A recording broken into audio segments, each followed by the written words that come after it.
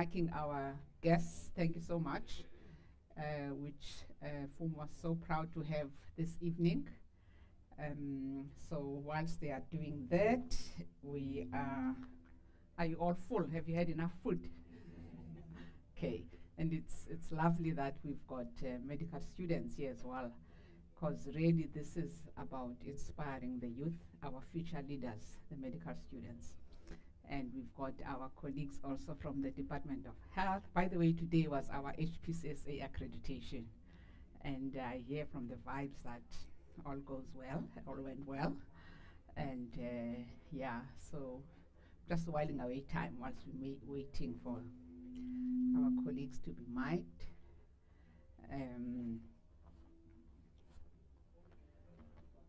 So podium.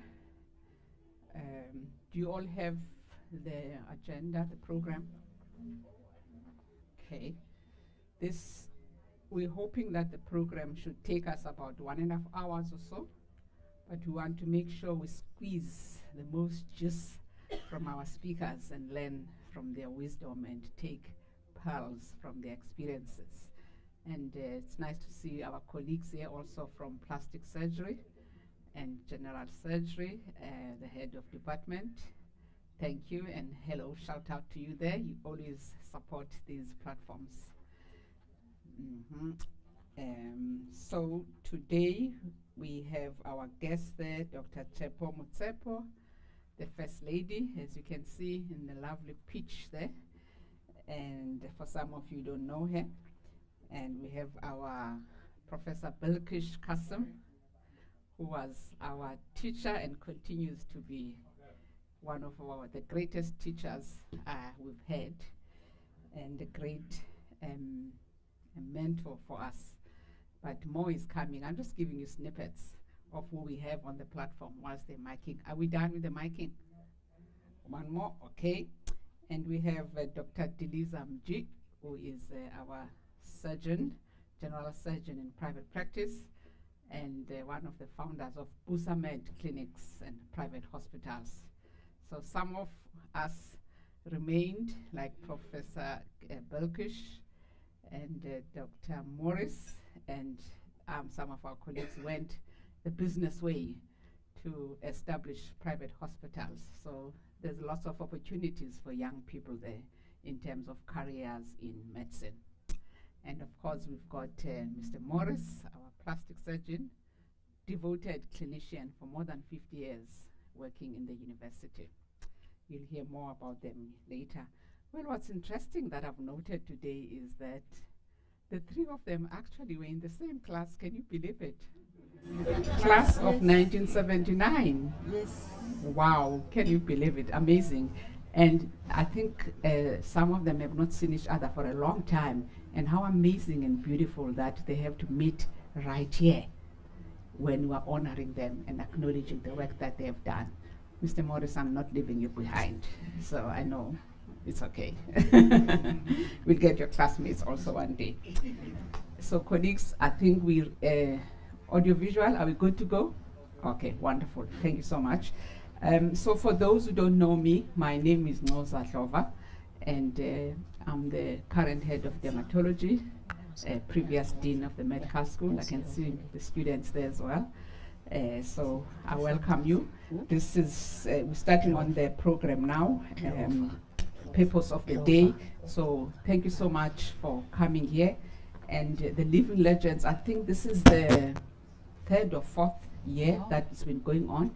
And really the purpose of this occasion is to honor the amazing alumni of and teachers of our medical school who've really contributed either in research or leadership or in health or outreach projects. So these are the criteria. So if one day, maybe for the young doctors there, 50 years down the line, you want to be sitting here, you know what to focus on. And if I may just quote here and say, you know, let us honor our legends while they can still hear our applause. For the value of a life's work is greatest when celebrated in the warmth of the living. That is why we're here today. we've had many times in people's funerals, and you wonder, this was such an amazing person, but where is he or she to smell the roses? Gone. So this was the purpose behind these events that we have started, and so grateful that our college has supported us with this. It's been going on for 3 or 4 years, and it's still going to carry on. So without wasting any time, that is why we're here today, for those of you who are not aware. I do also want to welcome our new dean, Professor Motsepe, who has just been appointed as the new dean. He's the head of pediatrics, and I'm so happy that she's also supported this initiative, because you know, sometimes when things have been going well and some people take over, then the other mentality is like, stop that, cut that, just stop that, and then it doesn't continue. So I'm so grateful that she really supports this initiative, and we shall continue with it. And of course, there's a Prof. Nama here, who will be called to the podium just now, who's our DVC, very supportive lady, never obstructs or blocks us with initiatives. So Prof. Nama, thank you for being who you are and being available. And we also have our Marianne Francis and our PRO here, so thank you for creating this platform us. So Prof. Nama, I shall call you to say a few words, and thereafter Prof. Motsepe will also come over to the podium. Do we have a roving mic? Yeah. I have to switch off this one. Okay. Thank you very much, Professor Tshepo, and thank you, colleagues. A very warm welcome to our alumni, the distinguished guests, our 4 distinguished guests today, Professor Dr. Tshepo Motsepe. I wanted to say Ramaphosa. I'm sorry, it's Dr. Tshepo Motsepe. Professor Kasim, and of course, Prof. Ross, thank you very much. Sorry, Prof. Morris, thank you very much. A warm welcome to all of you, and thank you so much for availing yourselves. We know you are busy people, but we are very grateful that you could take time out and come and share this occasion. We have a number of colleagues here who are very keen to learn from you. We also have students, which is a great thing that this is also attended by medical students. We also have our HPCSA panelists who have also joined this occasion. Thank you so much for joining. Our Department of Health colleagues, they are here, academics and professional services staff. I stand here today on behalf of the Vice Chancellor, who should have been here, but he sends his apologies because he couldn't make it. And I bring very warm greetings from him to all of you. We are very proud of the achievements that you've made. We are proud that you've flown the UKZN flag high. We realize all your contributions, and we, as Prof. Hlova said, you really have to give people their flowers while they can still smell them. We shouldn't be talking about these things when people have died. I think we learned a lot from COVID, and this is when really this idea from Professor Hlova came. So many health workers were dying, so many doctors were dying during COVID, and we were always attending these online virtual celebrations of their lives. And it's then that it struck her that we shouldn't be waiting for this for the time when people leave. We should celebrate them while they are still alive. So it is out of that realization that we started this Living Legends in Medicine Day. So colleagues, I hope we will learn a lot from them. And on behalf of the university, once again, I will not say much, just to give you a warm welcome. We are here really to celebrate and hear a lot from our colleagues here who are up there. Thank you very much. It's okay. Okay, all this. Thank you so much, Prof. Nama. That's sweet and short.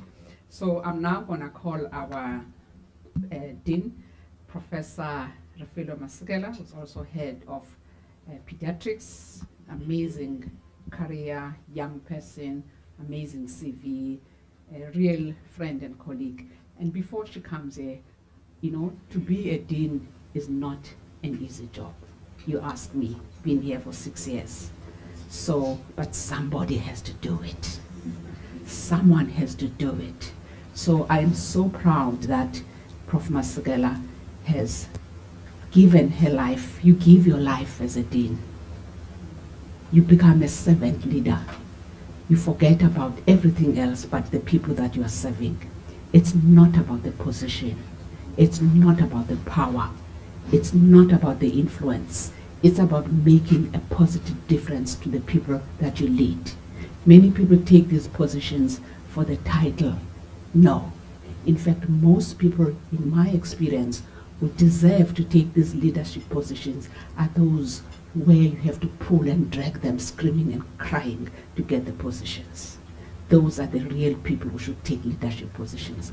Those who are hungry for the positions don't even take them because there's ulterior motives, there's incentives. So Prof. Masekela, I am so grateful that you decided to take the baton and run with it. It's not easy, but it is worth it. And it is fulfilling and it is gratifying when you see the results of your leadership.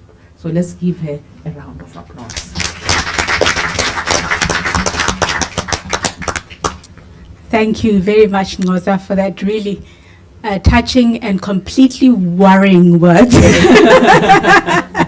Thank you. So I think for me, it's to really welcome everybody. I think these experiences and what I think we're going to experience this evening is one of those pleasurable moments of being a dean, where we get to celebrate our alumni. I was not a UKZN or University of Natal alumni, but I've learned a lot from these exercises. And I've just realized that I was told that 3 of our alumni were here 46 years ago, that some of us were, I think I was very young at that stage when they were at medical school. So it's really fantastic that we have these occasions to enjoy, learn, and I think most especially for our young people who are at the back, to see what is achievable. I think nothing makes anybody special or different. You just have to aim high and you can get there. And I think this is what we'll probably learn from this exercise today. I also just want to acknowledge our colleagues who have joined us from the Health Professionals Council of South Africa to come and join us this evening. And I know that some of them have had to travel through bus and truck accidents on the N3. So thank you very much for still honoring us today and joining us. It's really a pleasure to have you here, and thank you for joining us. And I think most importantly, to really thank our alumni for honoring the invitation. Thank you very much. I look forward to hearing from you. And I think these occasions are really to be celebrated. And thank you for joining us this evening. Thank you so much, Prof. Masekela. I know you said they graduated 45 years ago, 46. But I think 46 years ago. But I think as a dermatologist, I can easily take 10 years off their faces. So don't you worry sitting there.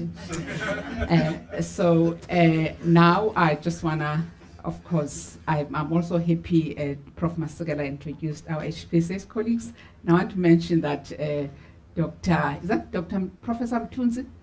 Yes, I didn't see him, Mnelwane, as Prof. Ramahopa, yeah, orthopedic surgeon. They're both orthopedic surgeons, by the way. Am I correct? Yes, they are also our alumni, and we are very proud of them. Hopefully, we will get you here at some stage as well. So thank you so much. So colleagues, now I'm going to introduce my co-host, Ms. Nongcebo Mackenzie, who has been part of this journey with us. He's a media personality and a presenter. She works for some of the radio stations, and she's amazing. And we've had her since we started this program. So I'm going to hand over to you, Ms. Nongcebo, and I will be sitting here next to you to assist you. Thank you. Thank you very much. I'm not sure if is the mic on. Am I audible? Okay, cool. Thank you very much. You said no. No, I'm on. Okay, all right. Thank you very much, Professor Dlova. It really is always such an honor to be in a room with such esteemed people who really have worked so hard, and the results of their work is quite tangible in terms of when you do the research and you see the papers that have been written, the contributions that have been made. It's really, really amazing. And it's been an honor to be part of this program. I was actually counting, this is its 6th year because it started 2021. It was in Durban, Westville. Yes. That's when it started. And I really have become part of the family, so much so that today I'm part of the furniture. I'm matching with the furniture comfortably. That's how much I'm part of the program. So thank you very, very much for having me. And one of the things, it's such an amazing opportunity for students that are still learning, still figuring out their area of specialization, still navigating some of the challenges of medical school, still navigating the challenges of balancing it all, to see that it actually is doable and it actually is feasible. And I think this is such a unique opportunity. There are very few fields and very few entities that actually do this, that bring the institutional memory back into the room and help the young ones to learn from that. So this really is great, and it's really a pleasure to be in the room. I will again just introduce our panelists today. I'll start from the end of the room.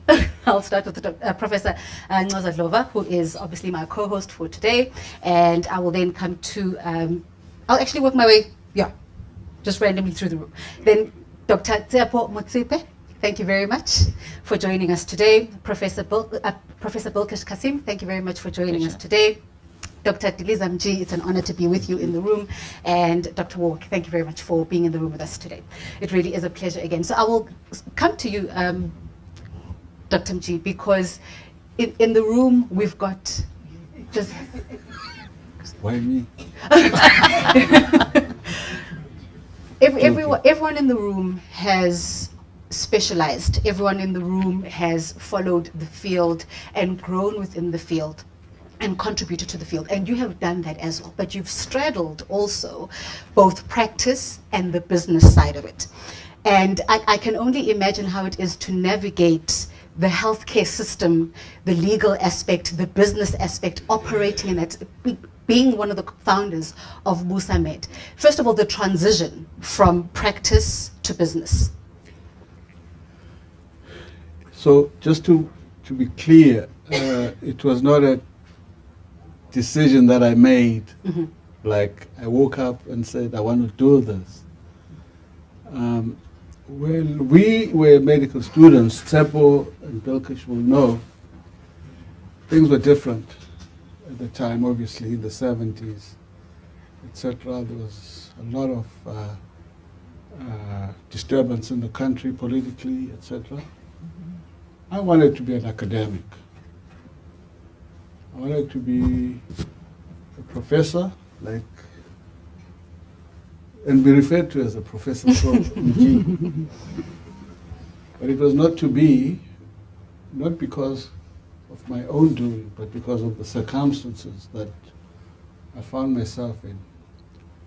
I don't want to go into detail, but when I then left medical school as a specialist to go into private practice, I was actually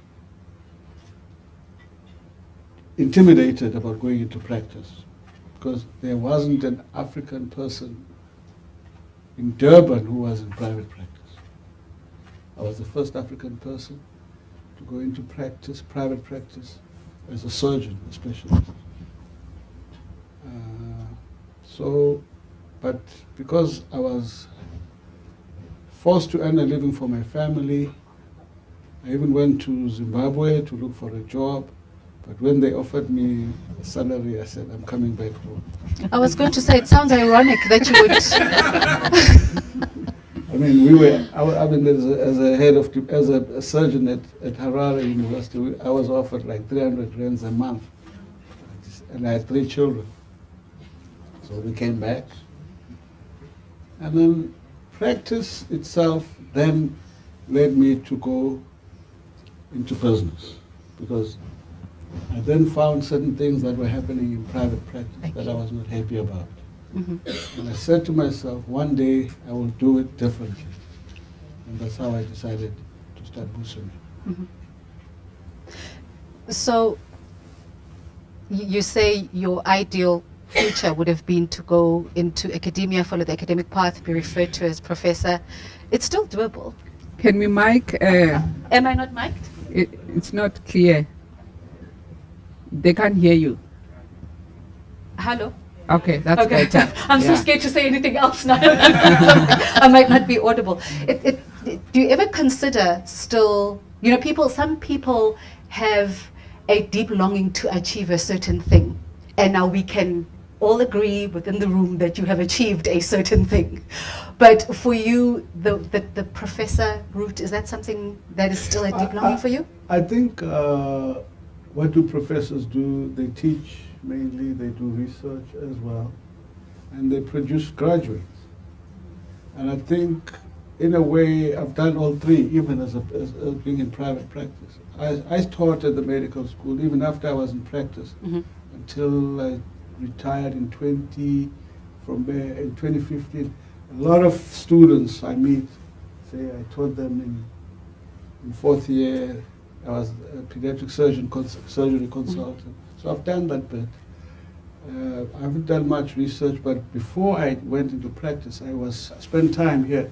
This used to be the Research Institute, by the way, for diseases in a tropical environment, which building we're in.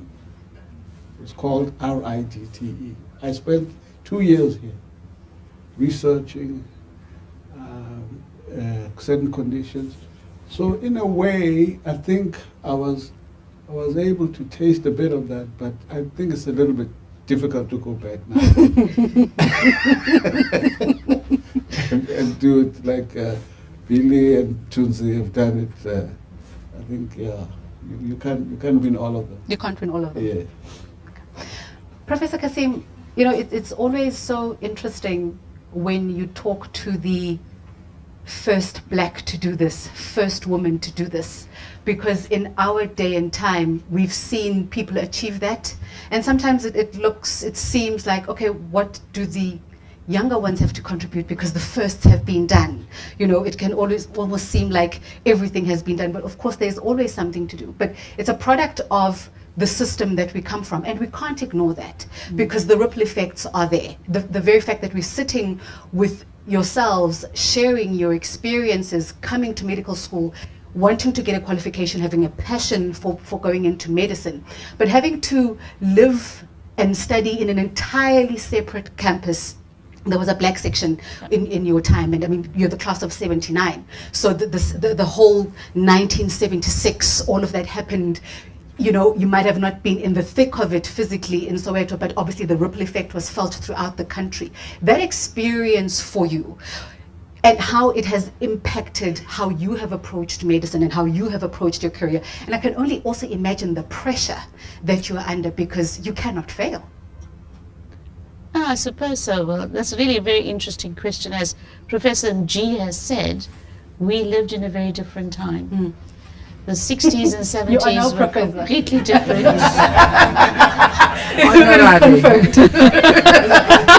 You heard it.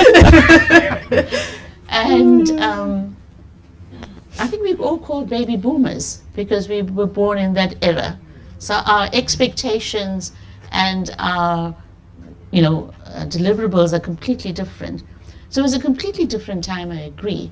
But coming to UKZN Black Section, University of Natal Black Section, was an absolute eye-opener. Yeah. So it was the first Indian coloured in the same campus, and we all studied together. And I think what that built was an amazing camaraderie. And we were talking earlier with Deleza and Tshepo. I mean, it was just an amazing time to be here. But the pressures were incredible as well. For me, in a personal sense, I'm probably only the third woman in my family to have come to university, so it was something very new. My dad had died when I was 16, so it was actually quite different. And I was talking to my friend Patricia recently, and I said, I'm a daughter of an immigrant because my dad came here. Oh, was he so you first generation? My mom's born in South Africa, but my Okay. dad was born in India. Okay. And he became a naturalized citizen. For all of you who are worried, I'm South African. I don't want to see a protest outside. Okay. There's no trap here.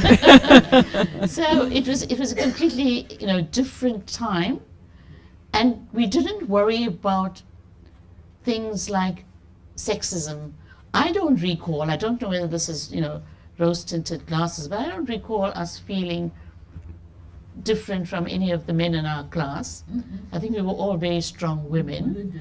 You had bigger problems. We were only about 20 of us, 20 women at the time in the class, because there were very few women, not now, where you've got so many more. And our problems were different. So we united against the problems. And both Tshepo and Delise are quite aware of this. We had the urge to do something for our people.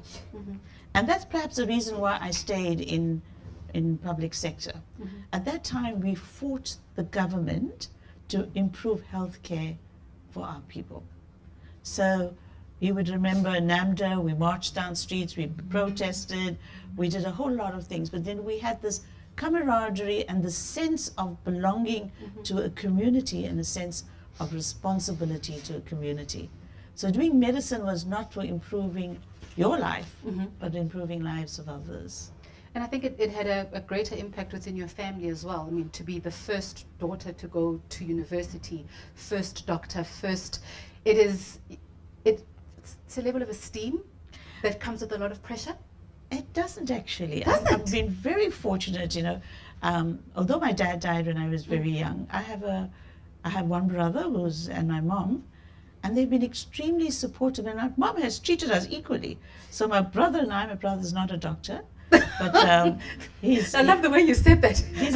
he's a wonderful person. He's far more gentle than I am. And in my family, I don't think it was taken. We were not put on a pedestal. I mean, definitely for me, my mom is very, simple in the ways that what you see is what you get, and the fact that you were a doctor didn't mean anything more than the next person. So that was a nice part of it. It wasn't. I mean, oftentimes she doesn't even tell people that I'm a doctor, and sometimes she doesn't believe me that I'm a doctor. When she says, "What's wrong with me?" and I said, "I don't know," and she says, "You can't be a doctor." So, but I mean, really, it was a selfless kind of thing, and you didn't walk around feeling very important. And I think that's an important lesson from the past. The other things were more important than your own growth. And sorry. Okay. Dr. Motsepe, on your side, you have really focused on maternal child health, early childhood development, reproductive health. I'm curious as to what developed that sense of keenness to really grow within that field of specialization. I grew up in a village. I am from a village. And those days, there were, the first 4 years of my life, I was going to school in my village in north of Pretoria, 2 hours drive from Pretoria, in a really rural village. And those days we would always hear, about all these diarrhea.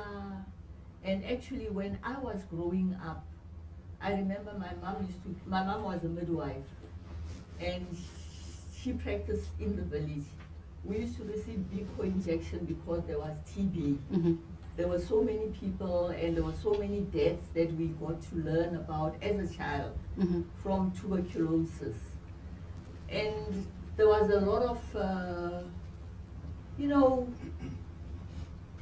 diseases where if we had taken if there was proactive ways of preventing children from dying. Because even among the children I grew up with as I was a child, they died. Anyway, in the village, the water was either from a pit or from the river. There were no taps. There was no electricity.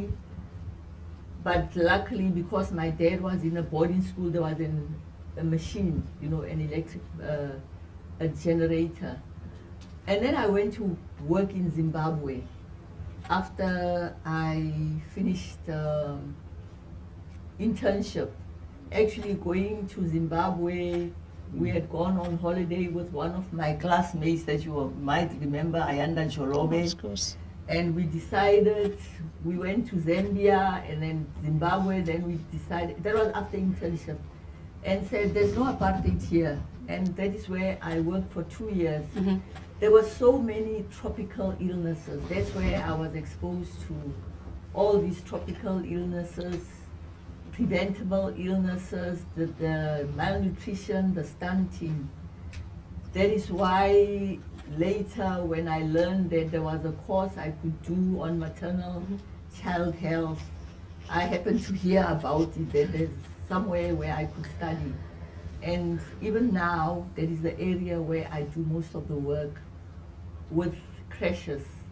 Early, that's what I've been supporting since I retired, early childhood development, crash, backyard owned by, they are owned by, you know, people, mostly women, either in their garages or in a container or in a mukuku type of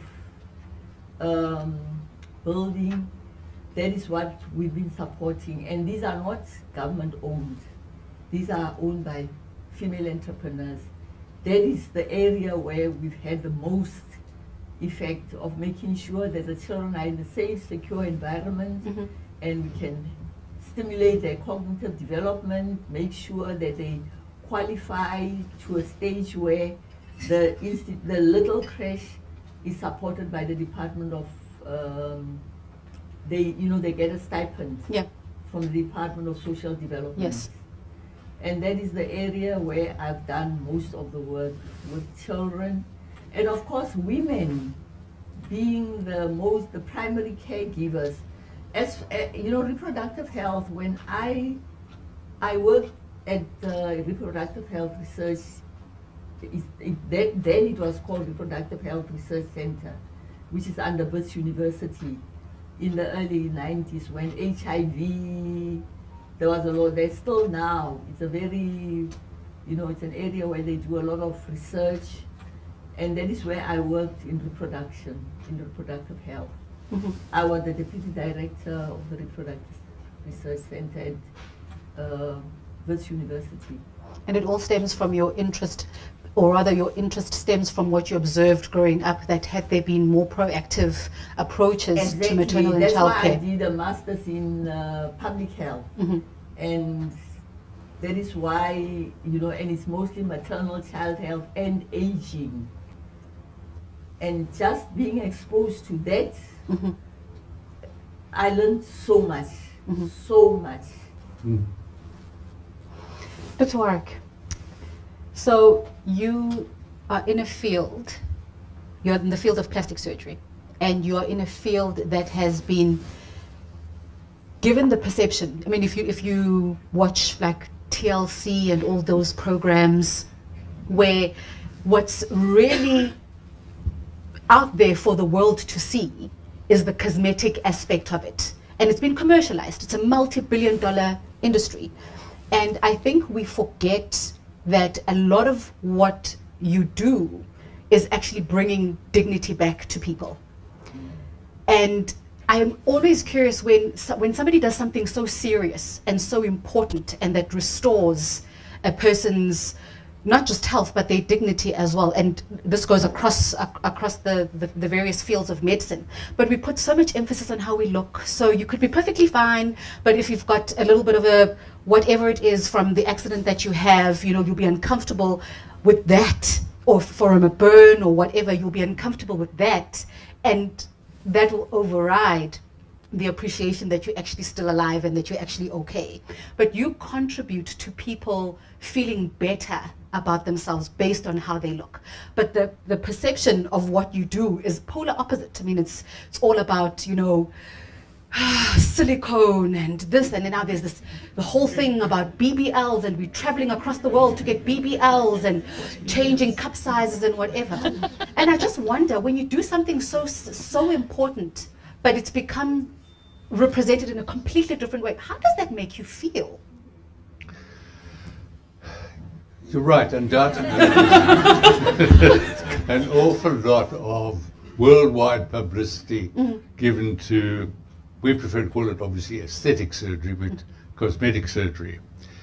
It is a part of our speciality. I personally did quite a lot of it, and certainly I had, compared to many of my colleagues, an exceptional training in that I, at the time when I qualified, and let me just start with, compared to all these youngsters next to me, I graduated from medical school in 1964.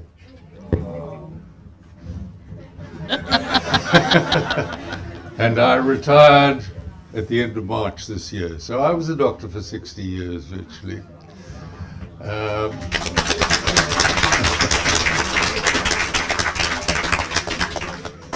I had decided, in fact, really in school days, teenagers, that I wanted to be a doctor. Initially, my attraction was to be an obstetrician. That I read a lot about as a teenager, and that was my aim when I went to medical school.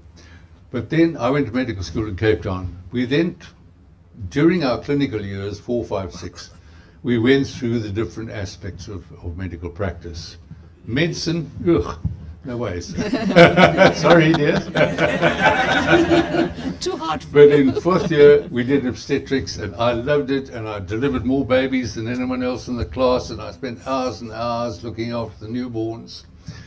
5th year, we did mainly surgery. Gynecology, so that put me off O&G.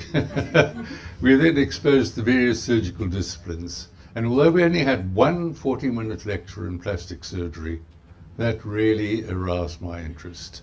And in fact, I then decided at that stage that's what I wanted to do. Little knowing really at that stage, as getting towards the end of my medical school career, how I would actually earn a living one day, what sort of life I would have. And these are the things that I think in the modern world, people who are graduating from medicine are going to have to become more and more aware of how they're going to fit into society, how they're going to make a career, who they're going to work for, etc., etc. I decided then, as I say, that I wanted to be a plastic surgeon. At that time, 1965, there were only 8 training posts in South Africa, and one had to have a fellowship in general surgery before you could even start. So that took me another 4 years. It's almost impossible to get a fellowship under 5 years after you're graduating, but I managed that. And then, in fact, I had to wait nearly a year before I could get a post in plastic surgery, which I spent here at King Edward doing orthopedics. At that time then, I would have only have had to do 2 years as a registrar in plastic surgery to qualify to get on the register as plastic surgeon. It is now 4 years. But I thought that 2 years wasn't enough. I did part of it in Cape Town, part of it in Johannesburg. But I felt that I wanted additional training. I saw advertised in some journal a fellowship in the United States, the University of Michigan. And I thought, this is for me, I'd like to go to America. But there was a 9-month gap before I went.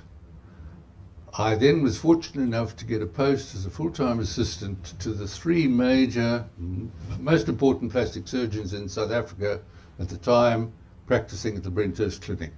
Jack Penn, who was South Africa's first plastic surgeon, was the leading one. I saw far more plastic surgery in those 9 months at Brenthurst Clinic than I had in the previous 2 years. I then went to the University of Michigan for 6 months. I then did a hand fellowship in the University of Louisville. And I finally ended up in England working at the plastic surgery unit at East Grinstead, which was one of the units founded at the outbreak of World War II by Sir Archibald Mackinder. Now, particularly with that time I spent at Brenthurst Clinic and that fellowship that I did in Michigan, I spent most of my time assisting at aesthetic cosmetic surgical operations. So I was extremely fortunate, because if you ask the present trainees in plastic surgery how much exposure they get to cosmetic surgery or aesthetic surgery, it's almost zero. It's just not done in provincial hospitals. So I got exceptional training, and in particular that I learned to do a lot of surgery under local anesthesia, which I was then able to practice when I came back here, facelifts, particularly nose operations, etc., etc. Did them all under local anesthesia, saved the patients an immense amount of money, apart from having very few side effects. So I had an exceptional training, and that's why I did do a lot of aesthetic surgery. I would say to patients, because we're doing surgery on patients who are not ill, they don't have a disease, they don't have a deformity, they do have some aspect of their appearance about which they're unhappy. That's why they come to see an aesthetic surgeon. So my philosophy towards them, I would say to them, I like to call this happiness surgery. It's all about making happy patients. And if you analyze correctly what is worrying the patients, what is making his or her unhappy, and you do an appropriate rewarding operation, you make a lot of happy patients. So happiness surgery, yes. So I did a lot of that. But on the other hand, I did a lot of major, what we call craniofacial surgery. This was a relatively new aspect of plastic and reconstructive surgery, which was really just developing in the early 1970s when I was in the United States. Plastic surgeons working with neurosurgeons, maxillofacial surgeons, correcting major deformities of the face and skull. One of my hobbies, fortunately, was carpentry. I became a skull carpenter. It's amazing how many little bits and pieces you can cut the skull up into and reshape them and remodel them and reposition them to change the shape of the patient's head. But in fact, the real reason for doing those operations was that condition called craniosynostosis, in which the patients get, these are obviously all babies, they're born with abnormally shaped heads, is to ensure that their growing brain inside that deformed skull can grow adequately. That was the main indication for doing surgery. The aesthetic side of it was really secondary to it. I've lost the point of the question. I'm sorry, I just talked too much. Okay. But I think that's quite an interesting perspective that you bring there, because when you say it's happiness surgery, and yes, the person's not ill, yes, they're unhappy about something that is perfectly, okay, let me not say perfectly, usually quite okay, but they want that improvement. But also, the other aspect of it as well is that it goes beyond just how you look. What you're describing now about the babies, it's not just about the shape of the head, it's about the brain development, the actual skull having enough capacity. It sounds a little bit scary when you say it's interesting how many ways you can cut up a skull and put it together again, but you know, we understand the greater purpose of it. And I wonder, because it is something that is so, if you've had, I don't know, surgery somewhere inside your body. I'm very reluctant to use terms because I'll say this term and that belongs to internal medicine. It doesn't belong to something like just inside of your body. If you've had, people can't really tell. If your scar is underneath your whatever you are wearing, people can't really tell. But if I was a burn victim and I was, you know, disfigured on my face, and after several surgeries there's a marked improvement, the work of your hands is immediately visible, and that's not just for the person who's opted for it because they're unhappy and they're seeking happiness aesthetically, but that is because you have restored somebody and you've restored how they are perceived. You've restored what the first thing that will be said to them is. Because, you know, we can be very insensitive with what we say to people. A person will come with burn marks and you say, oh, Shay, what happened? Maybe they don't want to talk about it. And so when you actually assist that person, it affects how people interface with them, how people interact with them. But I always wonder, when you do something like that, you must come across some very, very scary situations where this person's putting so much faith in you for them to look better, be perceived better, be treated better. Are there any cases that you never forget? That you've never forgotten?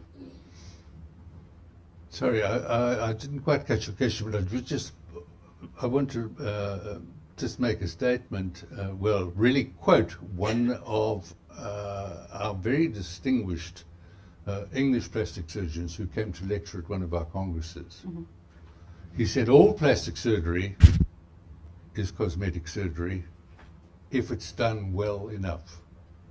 In other words, not only are you correcting, improving the deformity, the disease process, whatever, with which they present, but in fact, ideally, ultimately, you would like to make them look even better than they did beforehand. Burn scarring, very difficult to really do any radical improvements on. Mm-hmm.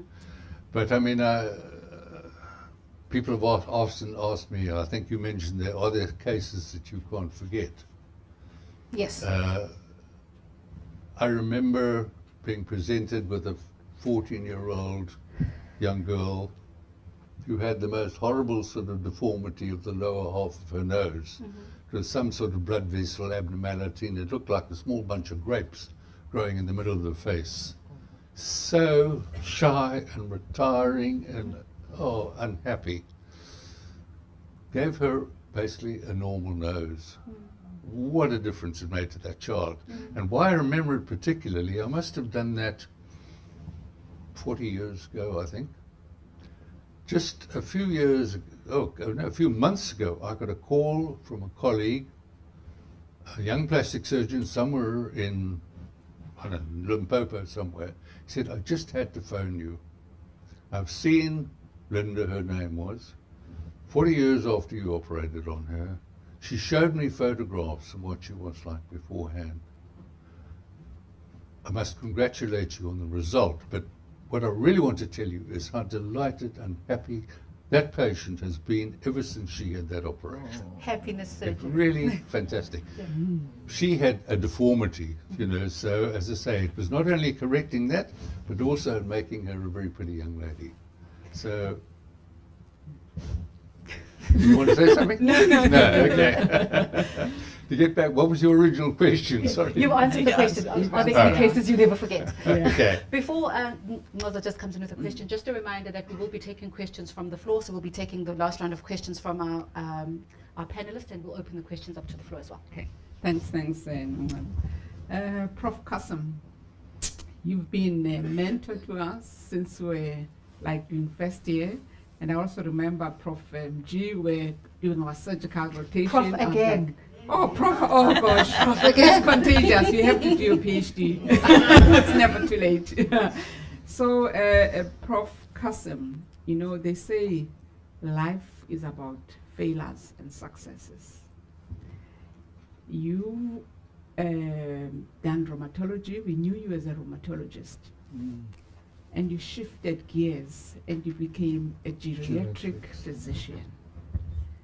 And you also excelled. In fact, you started one of the first geriatric departments here in KZN. Now, they say if you don't fail, you'll never learn. They also say that failure is part of our journey. But what is important is what do you have to learn from the failure? It's not about why me, why not her, why is this happening to me? It's about what has this failure got to teach me? So my question is, with that background is, have you ever failed? And what were those failures? And what did you learn from that failure? I think if anybody says they've never failed, they're lying. I think we've all failed at something somewhere along the line. I've been around now in this medical school, in this university, for 50 years. I started in 1975 as a second-year medical student. To say that all my 50 years here were happy, that's not true. I've had some existential crises, both as far as my professional work has been concerned and as well as my health has been concerned. And I think the two of them were related. But I think for me, what has been important is firstly to believe in yourself. Secondly is to understand that bad things happen to good people and that you're not so special that nothing bad should ever happen to you. And that if something does happen to you, you are seen not by what happened to you, but how you reacted to it. So that's the most important part as far as I'm concerned. But I was extremely fortunate in a very difficult time that I went through, that I had some really good friends and students who supported me. I'm going to take the liberty of mentioning the support that I received from them.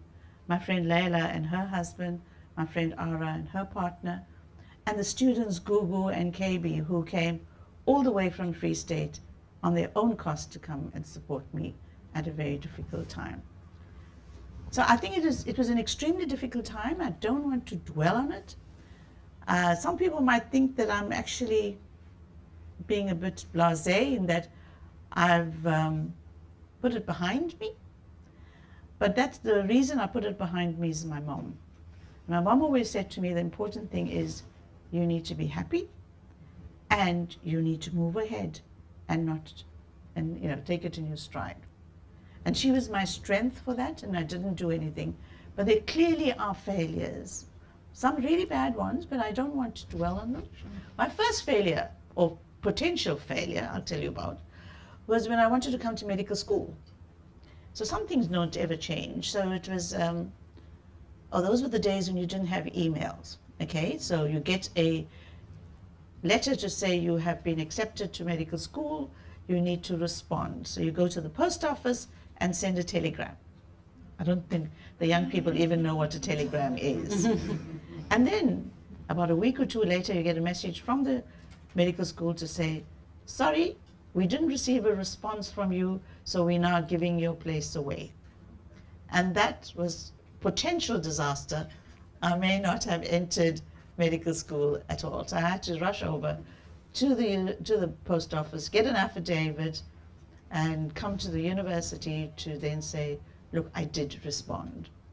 And so that was, a potential failure. But as I said, for me, the important thing is believe in yourself, and if you are right, truth will prevail. People have a right to complain about you or about anything else.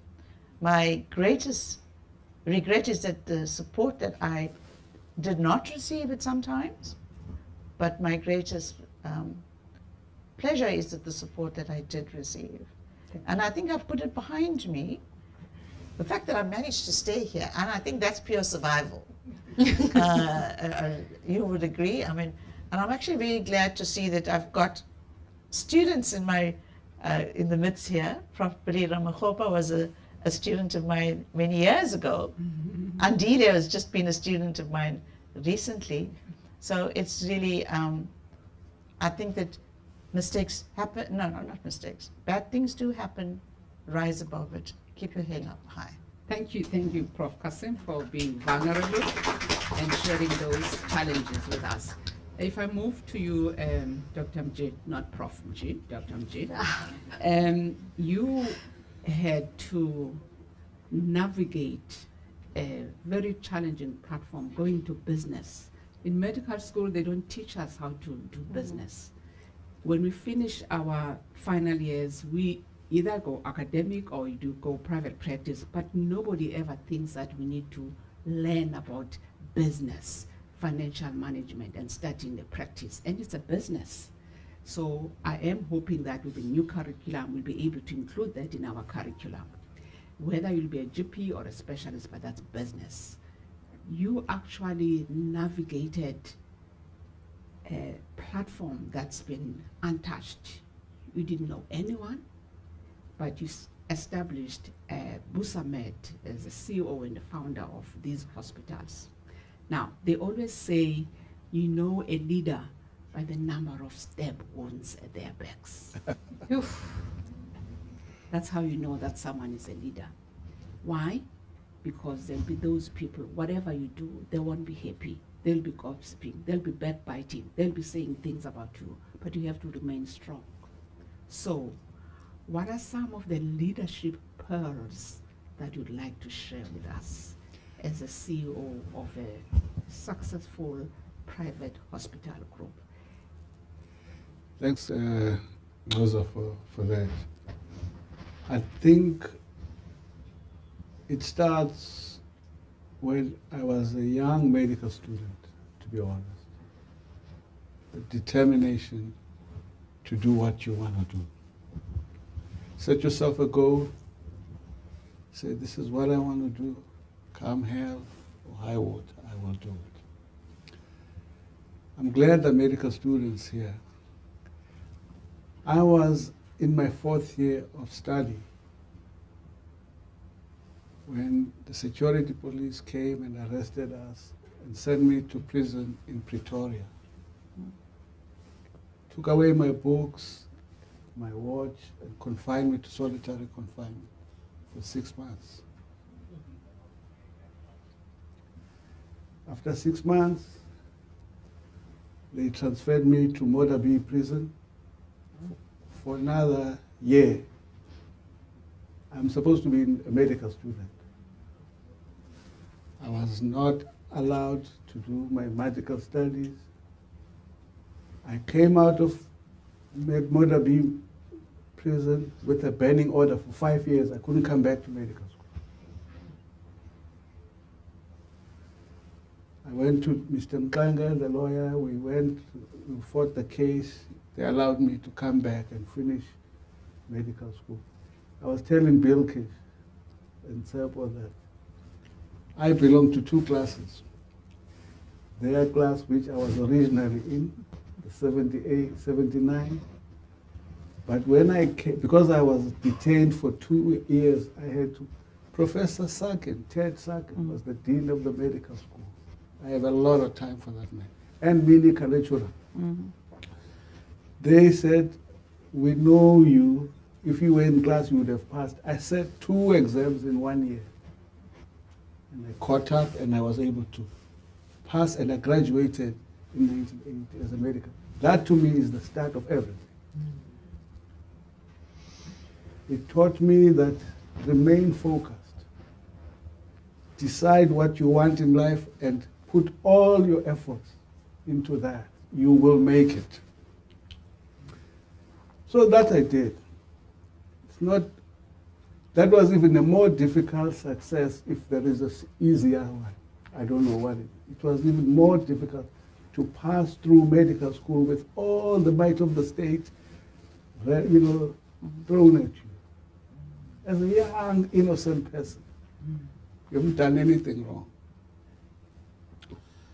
I don't know where Billy was at the time, but they were following and looking, and they did the same thing as well. So when then I became a doctor, now I'm qualified, I'm a doctor. And now I want to specialize and become a surgeon. I did it at this medical school. We studied NAMDA, as Bilkish was saying. Again, it was difficult. Police harassment, but we decided we want to do it. Tell them what's NAMDA. The new generation doesn't know NAMDA.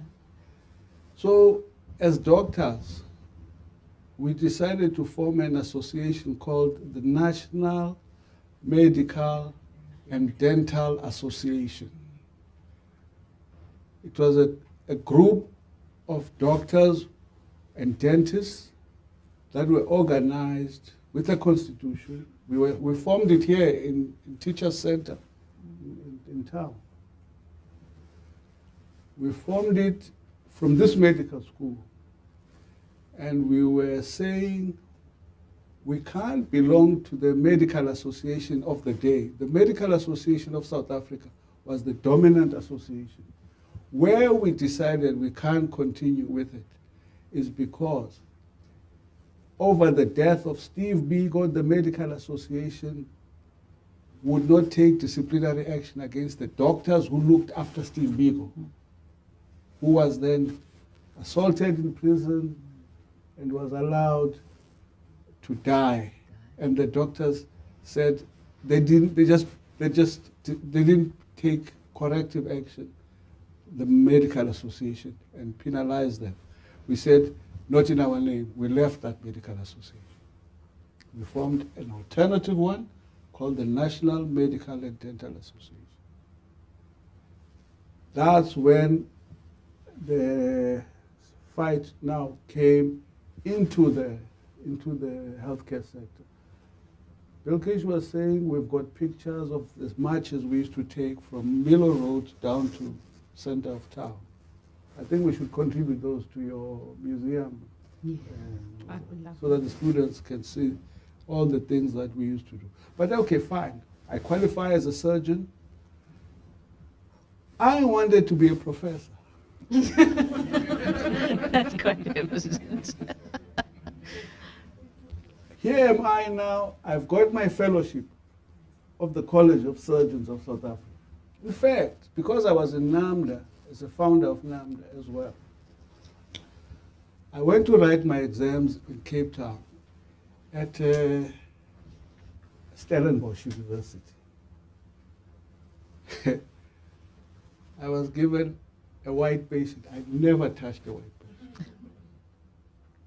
But in my final exam, I'm given a white patient, Afrikaans speaking. She even refused for me to touch her. She didn't even understand I think she didn't understand what I was saying. She was from the Karoo. We were not allowed, guys, to go to Eddington. We only could see African patients in King Edward.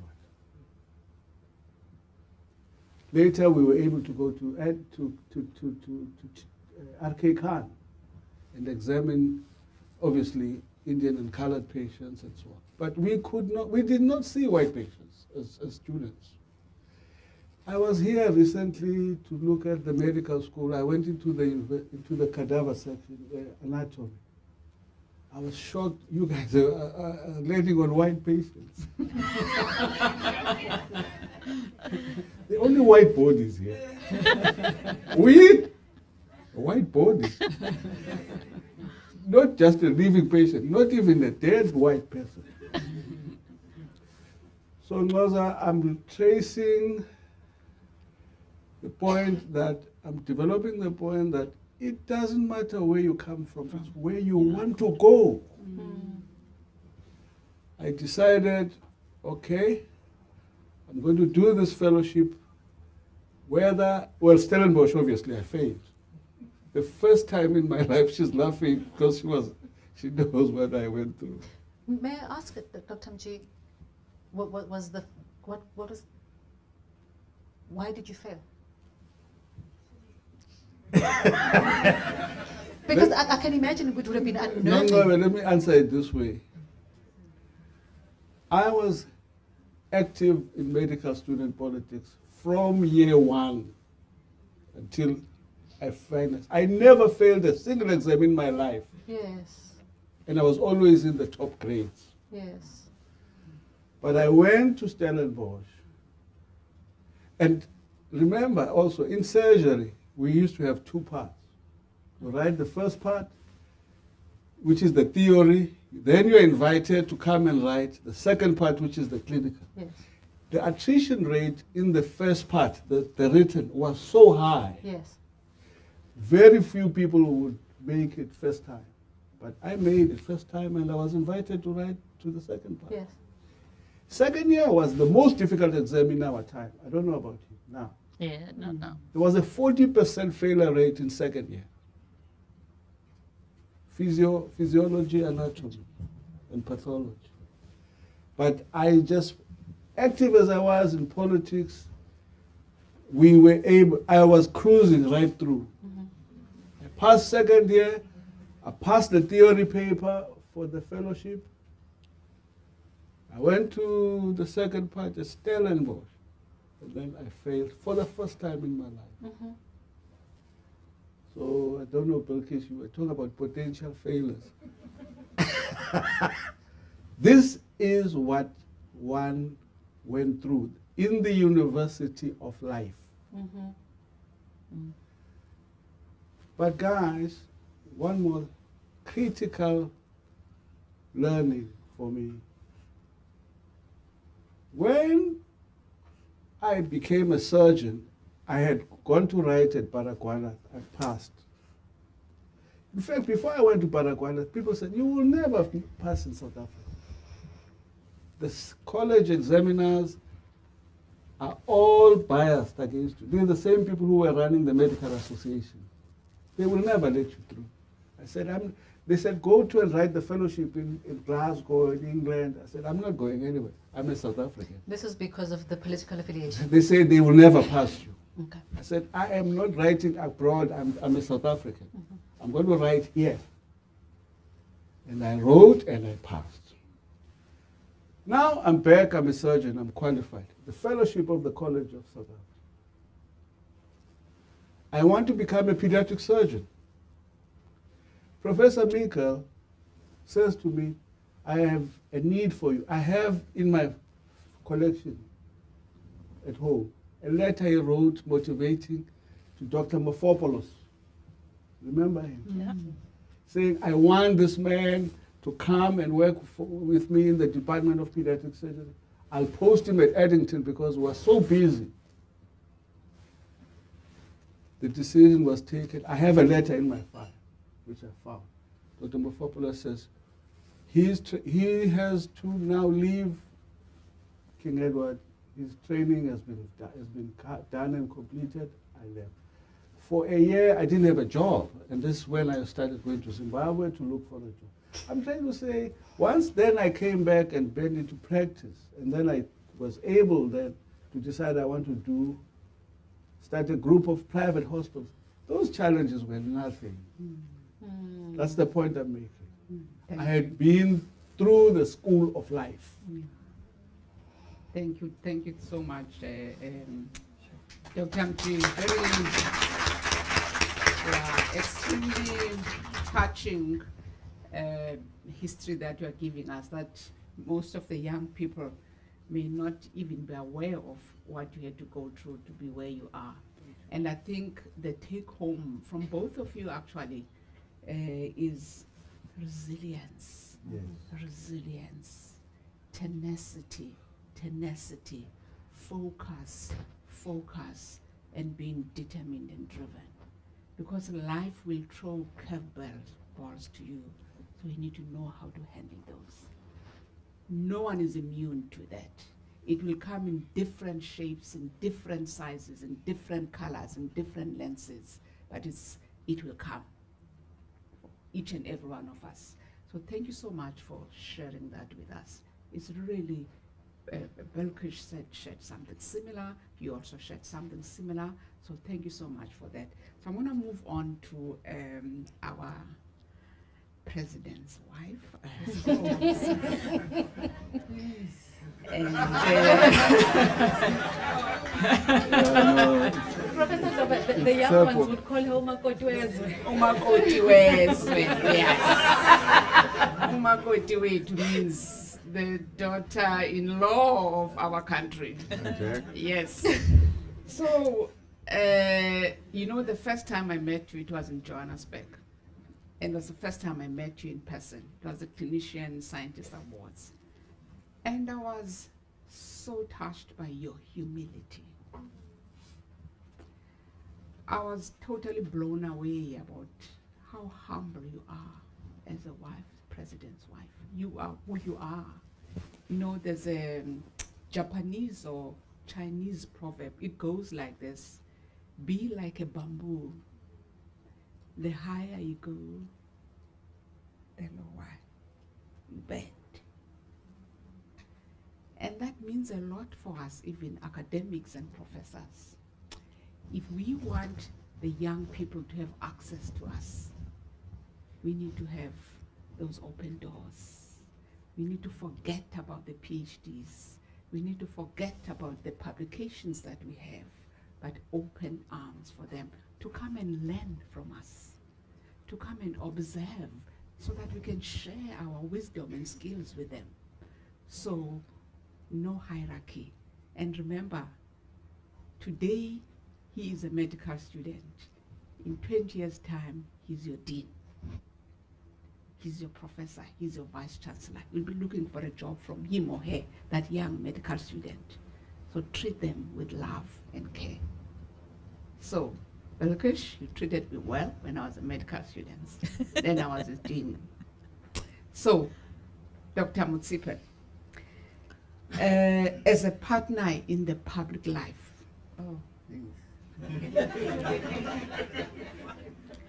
don't worry. What personal sacrifices and moments of resilience have shaped your path? You want to know what moments of resilience have shaped my past? Yes. All right. At the age of 9, I had to go to boarding school because Elwell North. You know, the first 4 years of my life, I went to school in the village. As I said, I grew up in a village where my father was the headmaster of a high school, Matibestad, far out north of Pretoria. The first 4 years of my life were in Matibestad. And then my dad did not want us to be exposed to Bantu education. You know, because in the past there was education for whites, education for colors. Indians and Africans had the most inferior education. So my dad wanted us to get a better education. Every year, beginning of the year, in January, he used to fly to Cape Town with a lawyer and apply for us to go to a colored school in Elwell North, in the Eastern Cape. This was a convent, a Catholic convent. We are not colors, we are Botswanas, but he had to go to Cape Town and apply at the Department of Colored Affairs for us to go. As a result, you know, I remember even the January when we went to school, I was so excited. I was going to be in a train for the first time in my life. I went at the same time with my sister. We were taken to Park Station in Johannesburg and traveled from there, not knowing that we would only come back, that was January, that we would only come back in June. As a result, from what nowadays is called grade 4 to right up to the end of school, we used to spend 5 months of the year away from home. You know, there's a lot of homesickness. You are away from home. It's not like what normally happens to young people where they are able to wake up in the morning with their parents. We grew up without that. The first day when we arrived at school, my sister and I, we didn't even know English and Afrikaans. And there we are thrown into this environment where outside the classes, hulle praat Afrikaans. And the education was done in English. But we had to cope. So we used to leave home in January, come back in June for 3 weeks, and then go back again to the boarding school and come back in December for 6 weeks. That's the life that one led throughout. I'm even lucky I was 9 years when I went. My young brother was 6 years when he went to boarding school, and it was all to avoid Bantu education. And that's what, you know, those were the most difficult years. But then coming to Natal University, oh, What fun. it was the first time in my life I ate food of all flavors, because when you come from the village, salt is the only spice. And we came to I came to Durban, where I was exposed to all these different, and I remember, you know, at Res, I used to be in residence at Ellen Taylor Residence. And the chefs liked me because I was one of those who'd come for some more. They actually singled me out. So I'm very lucky that one survived, one was able to come to Natal University. And you know, the friendships, here I meet Bilkish and Deliza, as I call them. You know, we have a camaraderie because we spend so much time together. We spend so many years. Whenever I meet any of the people I studied with at Natal, it's like we just continue where we left off.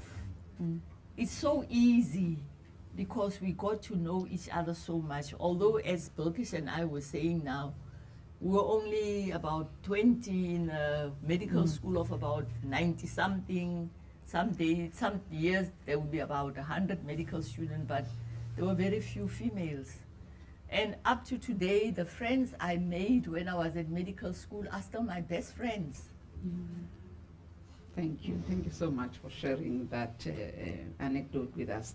So if I move on to you, Mr. Morris, we talk about the school of life, right? There's academic work, there's personal work, there's family work, the school of life. You mentioned that you're the most senior of them all.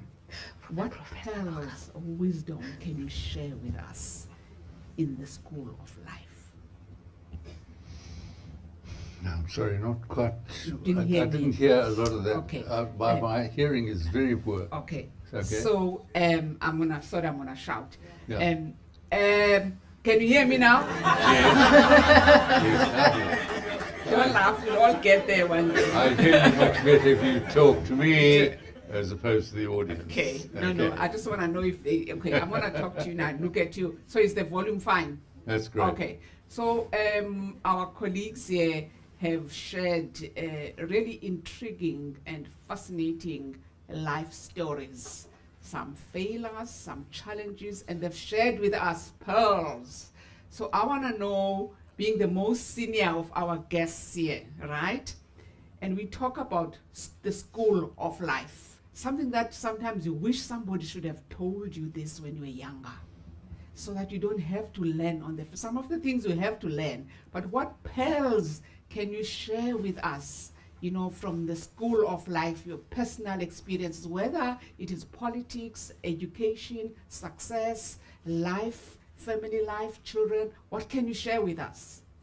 What can we take home from you as pearls? Wow. So you must defy your father. But you did point out that one thing about engineering, in fact, is that one's qualifications are universal around the world. That with a South African degree in engineering, you can still go and work virtually anywhere else in the world. I said that, in fact, as I say, when I decided as a teenager I wanted to be a doctor, I really didn't have any sort of concept of what sort of life that I would have. I thought I would earn a fair living. I didn't know really how hard I would have to work. I would say that in the years that I was in practice here, generally as a surgeon I worked a 60-hour week.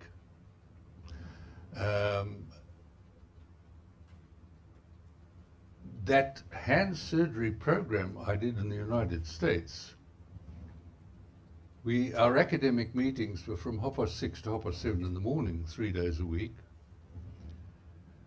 We consulted for 2 days a week from 8:30 in the morning till midnight, sometimes till 2 o'clock in the morning. The last patient's appointment was at 10 o'clock at night.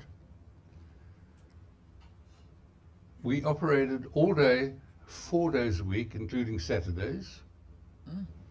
We all worked Sunday mornings.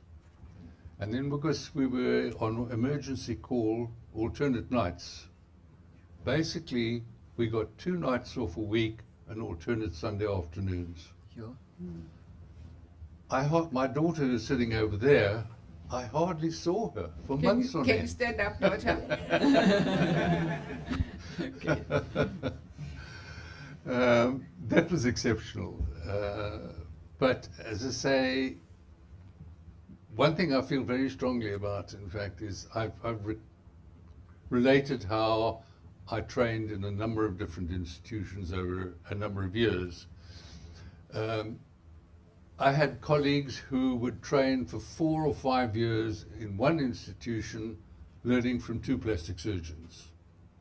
I was exposed in 6 institutions to 25 plastic surgeons, which is the better education to get.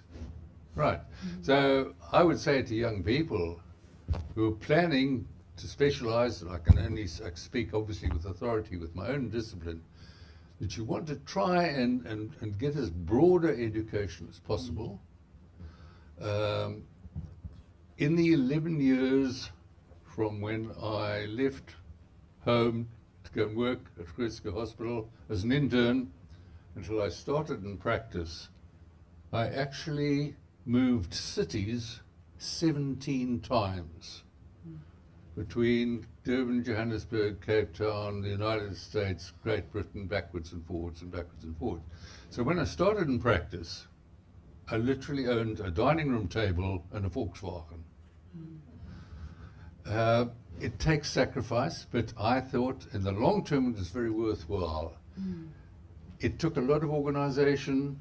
So my advice to someone who's starting out, who's planning a career, something that is, especially in as diverse as plastic surgery, it is now such a huge speciality. There's no ways that one can do everything. And you probably have to decide fairly early on, am I going to be a hand surgeon? Am I going to be an aesthetic surgeon? Am I going to be a craniofacial surgeon? Am I going to be a burn surgeon? And all of those things, that's what you settle on. You're going to need additional training apart from what is offered in the basic registrar programs. Some of our basic registrar programs, you get more exposure to some things than others. I don't think, with all due respect, much to my professor over there, that sometimes in 4 years in one program, you will really get an adequate So in a nutshell, training in your whole discipline. Sure. So in a nutshell, I think what you are saying is broad exposure, get attached to different disciplines, different institutions if you can, and that may take sacrifice because it means you'll be away from your family or from your wife because you have to spend 2 months or 3 months in the UK or US. But at the end of the day, you've got this wide potpourri of exposures all over the world and you can learn from that. I think to my co-host, perhaps now we can take questions from the floor. And this is the most important aspect of our evening as well. And then, any questions, please feel free, don't be scared. These are great achievers and this is the time to ask all those burning questions that you'd like to hear from them. So Ubato has got a microphone, Nomakwez has got a microphone. If you just raise your hand and then, Just there you are. Can you take, and if we can just be as concise as possible in asking our questions. and say who you're directing the question to. All right. Evening to the panelists. And introduce yourself. All right. Thank you so much for this evening. A lot learned. My name is Debelo Gokoropo from the University of KwaZulu-Natal Foundation. We are the fundraising arm of the university. So essentially, my mandate is to raise funds for the College of Health. So my question is directed to Dr. Mji, and as well as Dr. Motsepe. So what we're finding is that because of the substantial amount which is requested or required for projects within the College of Health, we are struggling to raise funds for some of our projects, in fact most of our projects. So what I wanted to, maybe a guide and advice from both panelists. How can we start infiltrating the international market, well, our international donors, as well as mostly also our local donors, corporates, in terms of infiltration? Because we're finding it hard that there is a great demand for these projects in terms of satisfying them, but we're just struggling with raising those funds. So my question is just really to try to establish if is there a way in which we can infiltrate both local markets and international donors? Thank you. Any other questions? All right. If we can just hand over to yourself, Dr. Mji, and then Dr. Motsepe thereafter. I think ladies first.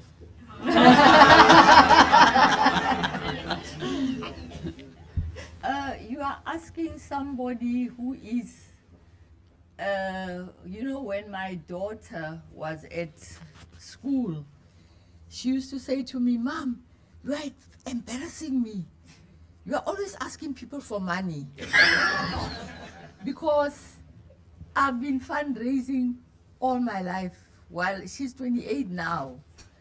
And at that time, it was because I was trying to sell tickets to a concert to raise funds for an, you know, a ramp at her school. So all my life, you know, I've been with non-governmental organizations. We have sought sponsorships from international organizations, some of them local, some of them international. And even in our capacity as the Cyril Ramaphosa Foundation, we do sponsor students at university. You know, it's called the Cyril Ramaphosa Education Trust. I know of some of these international organizations, one of them, Elma Philanthropy, where we once had to account. They really question you thoroughly, where we had to account for 37 rand of the money that they had donated, which was not well recorded in our financial statements. So, you know, sometimes you do register with partner.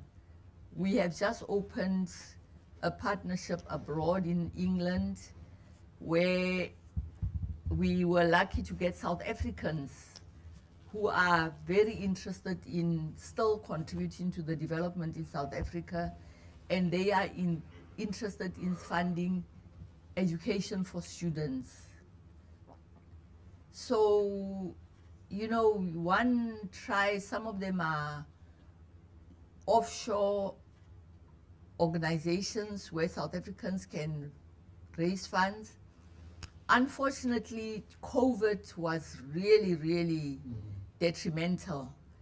It put us back. Many of the organizations from which we used to get funding would say, no, we don't fund, like the creches, you know, the backyard creches, which I'm involved in. I've been a trustee since 2006.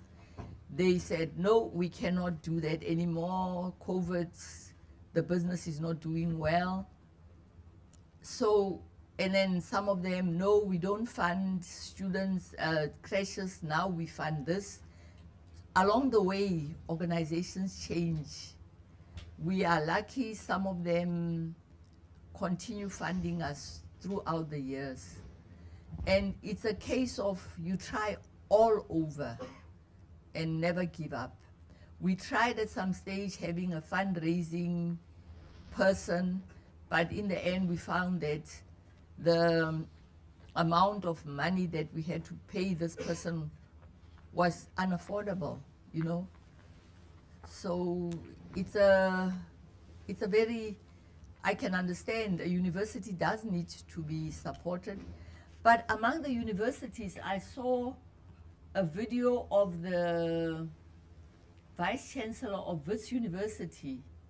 They had gone all over the world. They were going to universities abroad, and alumni from Wits were the ones that organized for them to go to universities in the USA, and some of their alumni who were in companies, you know, helped them to raise funds. So it could be also going back to the alumni of the universities. Well, hence I came to you. Excuse me? He says, hence he came to you. Hence I came to you. Of course, alumni have to contribute. We have quite a few students from Natal University. You know, we have targeted sponsoring students because NSFAS and other private sponsors are not enough to sponsor students. But, you know, you never know, right? One has to have a compelling enough application, and one will consider it. Dr. Motsepe, on your end? I would emphasize the alumni part of it. Most institutions run on a constant flow of funds from their own alumni. International and all of that is cherry on the top. There's nothing stopping you. I'm not aware, for example, that the alumni of the medical school have been asked to contribute anything by anybody. I've never been told that there's a need or a project that needs support. I mean, but we're right here, so I think that's where the most reliable way of bringing in income should start with the alumni. Then it's a constant base, then the international and other markets. I like the point about WITS being led to international markets by their own alumni, because people are all over the world. And the foundation must be your alumni. More questions? Good evening. My name is Sarah Zulu. I'm a first year intern. I graduated here, UKZN last year. I just have two questions for Dr. Deliza. I just want to know, as a young doctor who is also interested in business, do you offer mentorship? If yes, how would one get a hold of that? And also, how would you advise someone who is interested in the business space in medicine to explore something that they might potentially capitalize on? Because I'm finding it difficult to, I am looking for problems to solve, but I'm just finding it difficult to, yeah, thank you. How to create a skill that she can then capitalize on for business, and how to navigate migrating into business. Okay. And mentorship, in terms of, because I think that's actually a pertinent question, considering now that we've got doctors sitting at home, right? We've got ComServe doctors with no jobs. So it's about time we think out of the box. It's really sad. Think out of the box and not wait for the government or the institutions to give us jobs, but to see what can you do within your abilities to be an entrepreneur within medicine. So I think that's a very pertinent question. Over to you, Dr. Motsepe. Thank you, ma'am. Brilliant question. When we were medical students, as Prof. Lova said, we were never taught anything about business or finances. And I think it's something that has to be looked into by the authorities, the teachers, the curriculum setters of the medical school. Because things have become different now. You don't necessarily make it if you have an MBCHP degree. As we've seen, there's a lot of people that are sitting at home. But personally, I have an open door policy with regard to people like yourself who want to pursue a line in business. The most we've had so far are people who have an idea to start a clinic or a hospital. How did we go about it? that we give free advice on at any time. So we'll be happy for you to get in touch with us if that's what you want. And maybe from our experience with you, we haven't involved ourselves with students like you. It can make others benefit. We can have a pilot that we can sort of start and grow as it can grow towards the other unemployed doctors who are sitting at home. Thank you. I've got his details if you need them. So, and it's on record. Yes. Umathabile has put up the 5 minutes remaining sign. So Okay. if there are any questions, we will take Yeah. one or two. So maybe whilst we're waiting for questions there, but I'm scanning, I don't see. Perhaps, my co-host, if I could just ask our panel, is there anything that you'd like to say that we didn't Yes. ask you, that you'd like to share with our audience? And we wanted to go through each and every one of you. Is there any burning pearl that you'd like to share with us that we haven't asked you? Can I kick off on that? Sorry. Can you hear me? Yeah. So I was saying to myself, I wanted to ask Dr. Morris about his broad experience of traveling and training in multiple centers, etc. I was worried about something. You said, Dr. Morris, people must decide early what they want to specialize in. My question is it really advantageous for us as young people to decide, I want to be a surgeon, I want to be an internal medicine person, or this early, or should we rather do the rounds in the different disciplines? Do medicine, do obstetrics, do psychiatry, etc., and then after 2 to 3 years decide that you want to hone in on this discipline or that one. That was my Question. and obviously I'm biased towards the latter side, because I Right. think when you've been around and searched, scanned the profession, then you probably find that, I should have done this one when you've made a decision quite early. That's my point. Dr. Morris? I think certainly, like myself, I knew what I wanted to specialize in by the time I graduated. Not everyone does, by all means. And certainly I saw during my training a number of registrars who'd been in general practice for a number of years. They weren't sure exactly what they wanted to specialize in, but they were doctors, they were earning a living. And I must say, I admired those. We had a couple of registrars who, as GPs, passed their primary exams. Well, that's quite an achievement. That really was. But on the other hand, what I felt strongly about my career was that I had decided early that I wanted to get as broad an experience in training as possible. And I think I benefited in the long term from that. As I say, it's going to take you, most people, it's going to take 15 years to specialize from the time they leave medical school.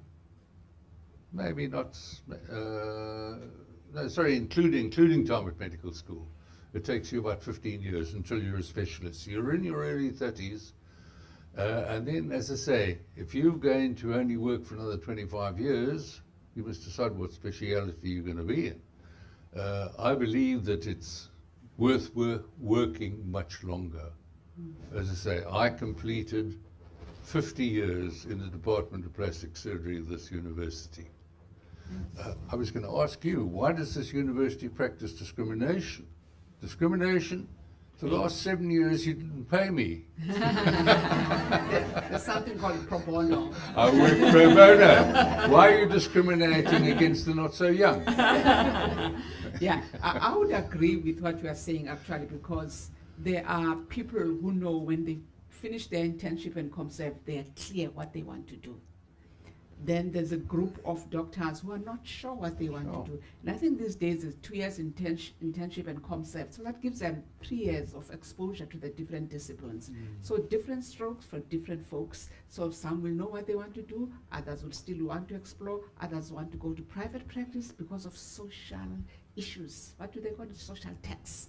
They do private practice, support their families, and then they come back and specialize. So there's different challenges for each group. So thank you so much. If I move to you, Dr. Motsepe, is there anything that you'd like to share with our audience? Anything that you wish we should have asked you but didn't ask you? This is your time. I wish to say that honestly, I am really humbled, and I never expected that we would be called living legends. And I wish to thank the university for that honor. It's really something that I appreciate. And when I look at these young medical students, they bring back memories of the years which I spent at university. And I wish you luck and perseverance, enjoy the years, and of course one day you will also be sitting where we are sitting. Thank you. Thank you for those lovely words. Professor Belkish. Okay, so what I'd like to say to the students is this is probably going to be some of the best years of your life. Being a medical student, I can see head nods in front of me, is that we really had a good time in medical school. You need to enjoy this time. And I think you must realize, and I give the speech to a lot of people, is that you must realize how fortunate you are and how fortunate we have been in having the privilege to become doctors and having the privilege to go to university in a country where a large majority of people do not get that privilege. Learn from your patients and respect your patients, and always remember, do the right thing. Okay? You're becoming a doctor for a reason. You're going to go as far as you can, as Delisa has said, but don't forget your roots, right? And different strokes for different folks, except for 1 year when I was not here in KZN. I've spent all my life in the UKZN. I don't think I did too badly. Okay. Thank you so much, Belkish. As you say, do the right thing. And they always say integrity is doing the right thing when no one is watching. So wherever you are, whatever time, whoever you're dealing with, whatever situation you find yourself in, ask yourself, am I doing the right thing? And again, this is what we always share as well, that when you see patients and you're stuck and you don't know what to do, you ask yourself, if this was my mother or my son or my relative, would I treat the patient differently? And the answer will come to you. So thank you so much for those parting shots. Mr. Morris, what are your take-home pearls for the young people here? Or is there any question that you wish we had asked you but didn't ask you?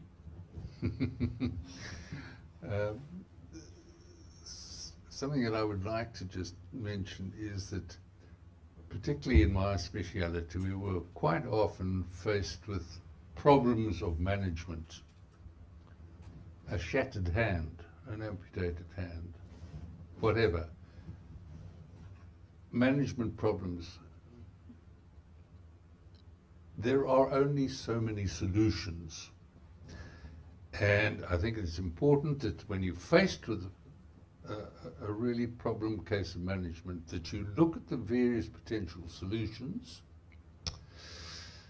The very fact that there are a number of them is because there's no ideal one. If there was an ideal one, there wouldn't be a problem.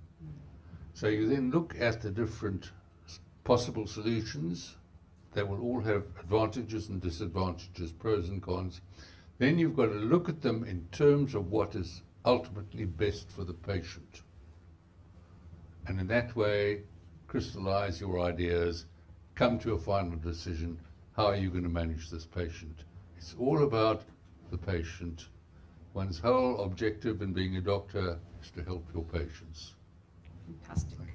Thank you. I hand over to you. And want to say something, then I'll close. You're handing over to me because I was going to hand over to you. Okay. Thank you very much to our online audience. I think we haven't acknowledged them. So thank you very much for joining, and thank you to everyone who's joined us in the room today. And with that, I officially hand over to Professor Noma to give us the closing remarks. Thank you so much, Nonga. We've been a wonderful co-host. So I think tonight we haven't just honored legends. We've rekindled the flame of purpose, pride, and possibility. May their legacy not rest in portraits or plaques, but in every future doctor who walks through our doors, knowing they too can change the world. And that's my closing remark. Thanks.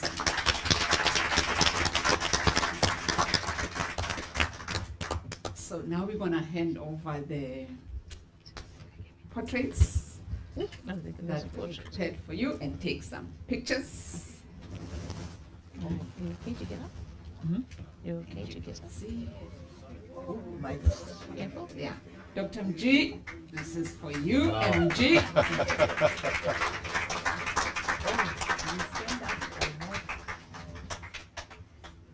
Okay. And thank you for being who you are. Thank you. Our foundation person spoke about funds. We are building a museum. We want to. Oh, this is yours. Okay. The VC didn't give us enough funding, and the DVC, so we need support. Thank you, Dr. Mji. It's got my picture. Yes. And this is for you. First Lady. Oh, First Lady is not here. Is not here. First Lady is not here. Oh, this way. Okay. To hold it. Thank you. That's Thank also you yours. very much. Come. Thank you.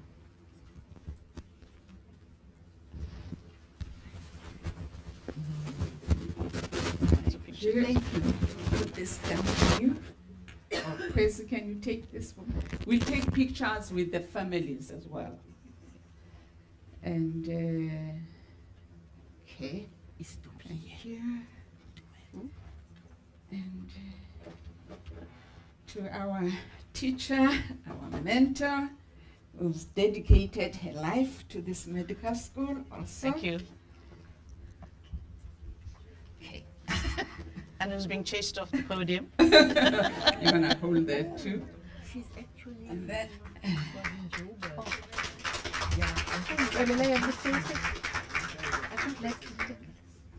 one. thank you. This one also This someone here, yeah. Oh dear. It's heavy. It's heavy. To our Mr. Morris, who spent 50 years in the supporting the public sector. And Oh, the trophy. there's a Simelane. One of Yes. Okay. So now we'd like to call the DVC as well as the Dean to take pictures, as well as with the family members as well. you know, If I'm forgetting anyone, please. communicate. Oh, my poor mommy, she's going to have a problem coming up. Okay. Your We have mom. our own No, I'll bring it up, don't worry. four sugars. Now the one sugar. Can I take this We mic? take pictures with Yeah, the family and also our DVC and our Dean.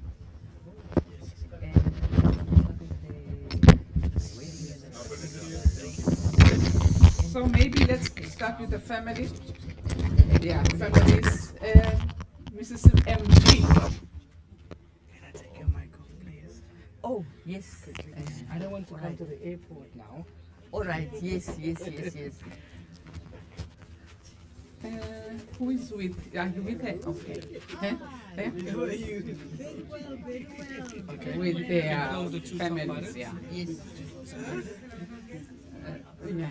Hi. Oh, yeah, I know. Okay, let's take it all. Yeah. That one and that one. Then I can take it. Thank you. I wasn't even. Thank you. One more. All right. I'm good at Okay. you. Very well, very well. I think when you Yeah, come, we'll all take. Yeah. Thank you. it's like I know you. Nani always talks about A group photo. Yeah. Yeah, we. And you can put this back on. Oh, Thank you. Yeah, and then we'll step down and then we leave the families. Come, yeah. You just stand next to your husband.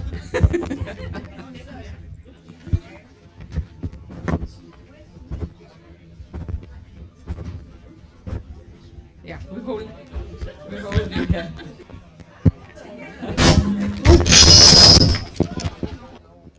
Should have muted her. Oh my word.